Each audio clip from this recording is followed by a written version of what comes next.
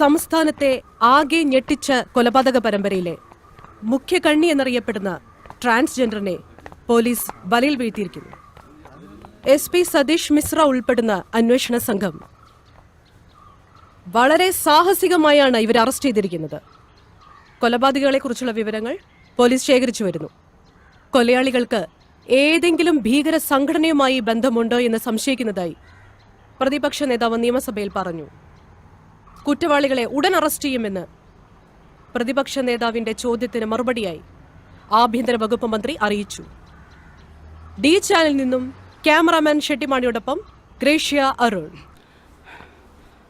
പറയടേ, എന്തിനു വേണ്ടിയാ നിങ്ങൾ ഈ കൊലപാതകങ്ങൾ ചെയ്തത്? നിന്നെ കൊണ്ട് പറയിപ്പിക്കാൻ പറ്റും നോക്കട്ടെ. ഇവളുടെ വായിൽ ഇതുവരെ ഒന്നും മൊഴിഞ്ഞില്ലേ? പോലീസ് മുറ എന്താന്ന് ഇവർക്ക് കാണിച്ചു കൊടുക്കണം. ഒന്ന് പോ സാറേ. ഞാൻ ആരോട് സംസാരിക്കുന്ന മനസ്സിലായോടെ? നിന്റെ നാവും ഞങ്ങൾ പിഴുതെടുക്കും. മര്യാദയ്ക്ക് ചോദ്യങ്ങൾക്കുള്ള ഉത്തരം പറയടേ. ഇവളുടെ പേര് രമേശൻ എന്നായിരുന്നു. ഒരു സർജറിയിലൂടെ പെണ്ണായി മാറിയതാ. ഇപ്പോഴത്തെ പേര് രേവതി. ഇവളിനി ഉറങ്ങാൻ അനുവദിക്കരുത്. പച്ച വെള്ളം പോലും കൊടുത്തു പോലും. അർദ്ധബോധാവസ്ഥയിലാവുമ്പോ സത്യം താനേ പറഞ്ഞോളൂ. കമോൺ. എന്തായാലും ഒരു പ്രതിയെ പിടിച്ചല്ലോ. ഇനി ഓരോരുത്തരായിട്ട് അവർ നോക്കിക്കോളും.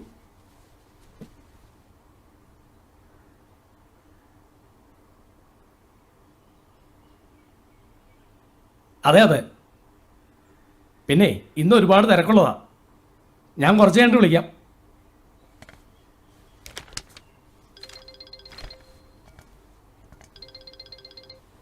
ഹലോ, എന്തായടോ?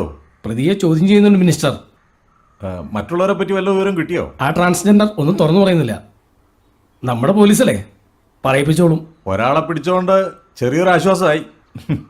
എന്നാലും മുഴുവൻ പേരെയും പിടിച്ചാലേ പ്രതിപക്ഷം അടങ്ങിയിരിക്കുള്ളൂ. അത് ശരിയാ. മരിച്ചവർ ചില്ലറക്കാരൊന്നുമല്ല, SIയും വക്കീലും ഒക്കെ അല്ലേ. ദാ സോഷ്യൽ മീഡിയ തകർത്ത് ആഘോഷിക്കുക. ഓക്കെ, ഞാൻ പിന്നെ വിളിക്കാം. ഓക്കെ, ശരി.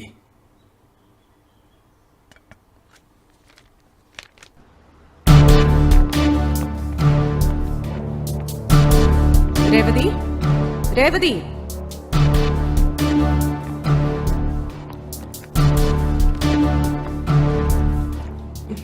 രേവതി,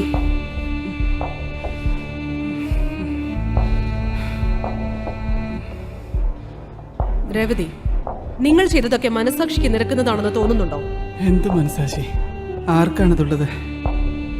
അവരൊക്കെ മരിക്കേണ്ടത് തന്നെയാ.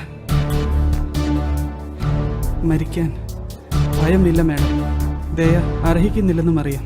ഈ രാജ്യത്ത് ശരിയായ നിയമം നടപ്പാവുന്നതുവരെ ഇതുപോലെയുള്ള കൊലപാതകങ്ങൾ നടന്നുകൊണ്ടേയിരിക്കും. ഒരു പെൺകുട്ടിയെ തനിച്ച് കിട്ടിയാൽ ഗോപാലച്ചാമിയാവുന്ന പലരും നമുക്കിടയിലുണ്ട്. അവർക്ക് നിങ്ങൾ കൊടുക്കുന്ന ശിക്ഷ എന്താണ്? 4 നേരവും നല്ല ഭക്ഷണം കൊടുത്ത് കുടിച്ച് താമസിപ്പിച്ച് സുഖവാസത്തിനയക്കുന്നതല്ലേ നിങ്ങളുടെ ശിക്ഷ? അത് മാറണം. എന്തിനാണ് നിങ്ങൾ അത് ചെയ്യുന്നത്? ഒരു സഹോദരിയെ പോലെ കണ്ട് സത്യം നിങ്ങൾ എന്നോട് പറയൂ. അത് പറയുമ്പോൾ നിങ്ങളുടെ മനസ്സിനൊരു ആശ്വാസം ലഭിക്കും. ഞാൻ പറയാം.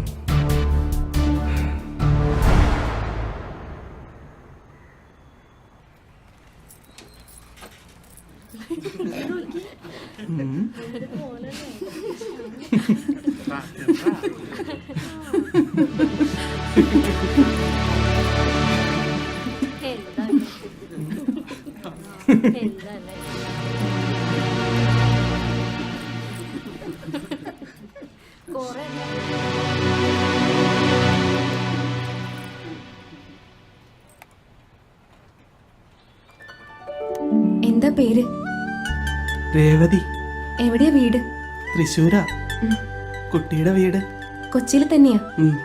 പിന്നെ ചില ആളുകൾ ഇങ്ങനെയാ, മറ്റുള്ളവരുടെ കുറവുകൊണ്ട് അതിൽ സന്തോഷിക്കുന്നവരാ. താൻ വിഷമിക്കണ്ട.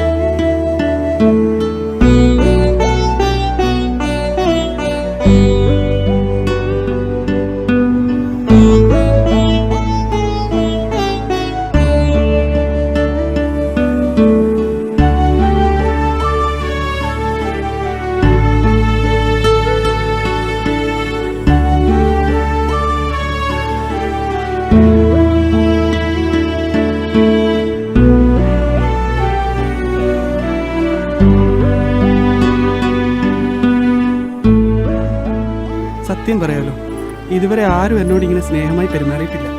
എല്ലാവർക്കും എന്നോട് പുച്ഛമാണ്. ചിലർക്ക് എന്നോട് വേറെ ഒരു ഇഷ്ടമാണ്. എന്നെ ഒരു സഹജീവിയായി കണ്ട് സ്നേഹിച്ച് കൂടെ കൂട്ടിയത് ശ്രീദേവി മാത്രമാണ്. മനുഷ്യത്വം അല്ലയുടെ എല്ലാത്തിനും വലുത്. നിനക്ക് എന്താ ഒരു കുറവ്? നീ ജോലി ചെയ്യുന്നില്ലേ? പൈസ സമ്പാദിക്കുന്നില്ലേ? ആരുടെ ആശ്രയമില്ലാതെ ജീവിക്കുന്നില്ലേ? എന്നാലും സമൂഹത്തിൽ ഞങ്ങൾ ഒറ്റപ്പെട്ടവരാണ്. അകറ്റി നിർത്താൻ ആഗ്രഹിക്കുന്നവരെ എല്ലാവരും. നീ ഒരു മാലാഖയാണ്.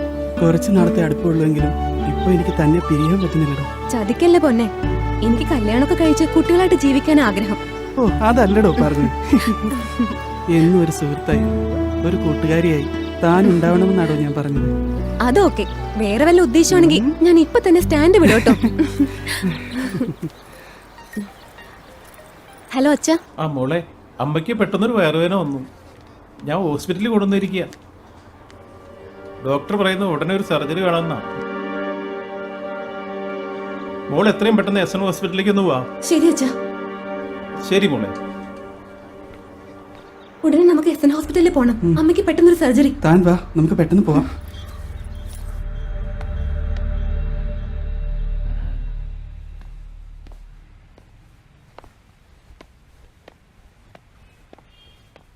ഇതാണ് കുട്ടി. അമ്മയ്ക്ക് ബ്ലഡ് കൊടുത്തത് ഇയാളാ. താങ്ക്സ്. അയ്യോ അതൊന്നും വേണ്ട. എട് എന്ത്? ക്യാഷ് എടുക്കും മോളെ. ക്യാഷോ? Yes, cash money, Indian rupee, പണം. മനസ്സിലായില്ല? എത്രയാ വേണ്ടത്? 1000 രൂപ, 1000 റുപ്പീസ്. ഒന്ന് നിൽക്കൂട്ടോ, ATM പോയിട്ട് വരാം. ഓക്കെ.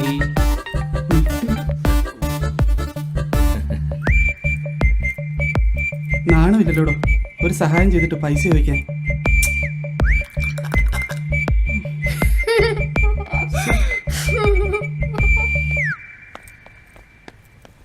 ഡോ ഒന്ന് നിന്നേ.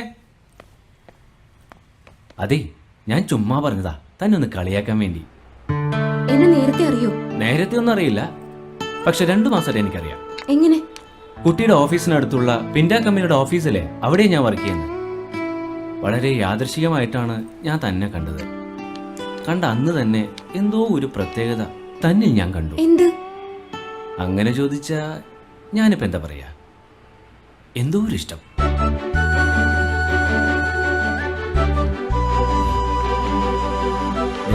വാനരപ്പടയെത്തി.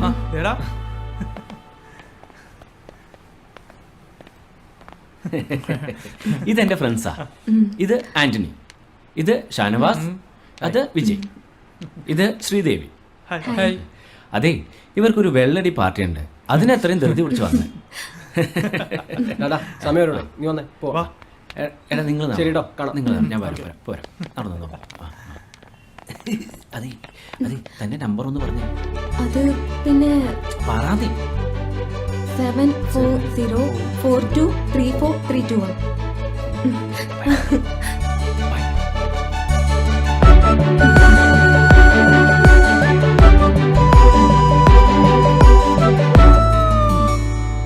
അവനെ കണ്ടാലറിയാം ആളൊരു ദുഷ്ടനാണെന്ന്. നീ എന്താ ചിരിക്കുന്നേ? ഒരു സഹായം ചെയ്തിട്ട് കാശ് വെക്കുന്ന മര്യാദയാണോ? ഓ എന്റെ പൊട്ടിക്കാളി, അവൻ നമ്മളെ കളിയാക്കിയതാ. കാശൊന്നും മേടിച്ചില്ല. ഡോക്ടർ വിളിക്കുന്നു. ഞാൻ പോയിട്ട് വരാം.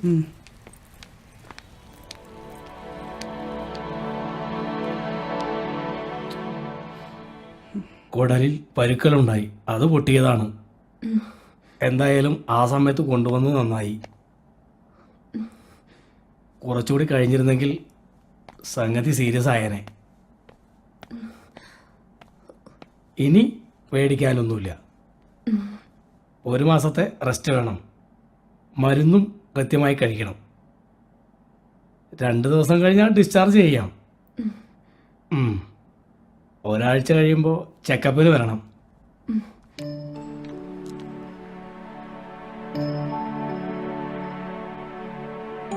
കട്ടിയുള്ള ആഹാരമൊന്നും ഇപ്പോൾ കൊടുക്കരുത്.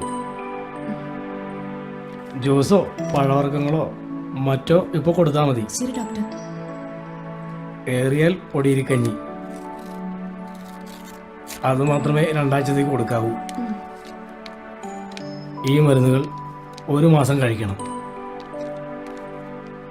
മാംസാഹാരം 3 മാസം കഴിഞ്ഞ് കൊടുത്താൽ മതി. ശരി ഡോക്ടർ. ശരി.